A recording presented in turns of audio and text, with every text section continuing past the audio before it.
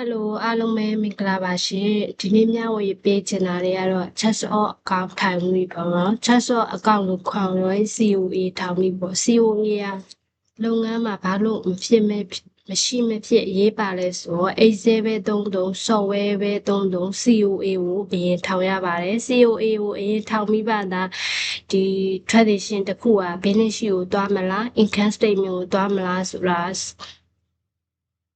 ရွေးချယ်လို့ရပါတော့ဆုံးဖြတ်လို့ရပါတယ်ဆုံးဖြတ်လို့ရတာပေါ့အဲဆို software ထောင်ရင်လည်း software သုံးရင်လည်းကြောက်အကောင့်ထောင်ပြီးသားမှာ income statement နဲ့ balance sheet ကို financial position တွေကိုတွားလို့ရပါတယ်တွားလို့ရတာပေါ့နော်အဲဆို COA ထောင်မှုအတွက်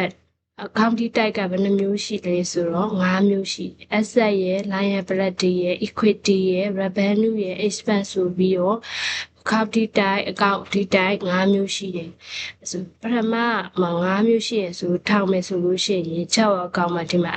asset ဆိုရင်1000ကစပေးမယ် liability ဆိုရင်2000ကစပေးမယ်asset ဆိုရင်1000ကစပေးမယ် liability ကို2000ကစပေးမယ်revenue ဆိုလို့ရှိရင်4000ပေါ့နော် equity ဆိုရင်3000ကစပေးမယ် expense ဆိုရင်5000ကစပေးမယ်အဲ့လိုအတီးတီးနဲ့Chatbot account ကိုထောင်လို့ရတယ်အမှဆိုရင်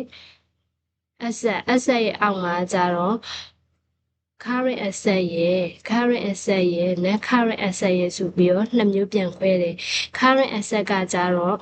within 1 year တစ်နှစ်အတွင်းမှာဆိုရင် current asset လို့သတ်မှတ်ပြီးတော့ more than 1 year တစ်နှစ်တက်ပို့ပြီးတော့အသုံးပြုလို့ရတဲ့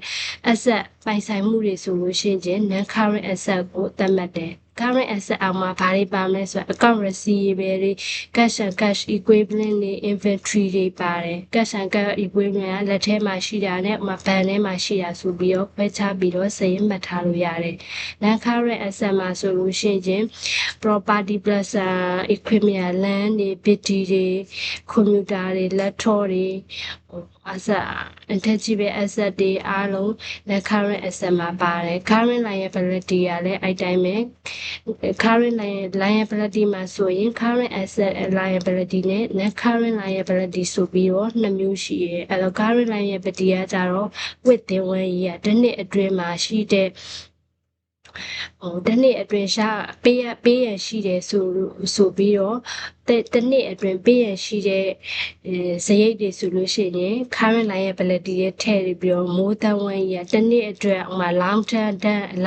loan တွေချင်းငွေတွေရေရှည်ချင်းငွေတွေက2နှစ်3နှစ်နေမှဆက်ရမယ်လို့သတ်မှတ်ထားလို့ရှိရင် non current liability တဲ့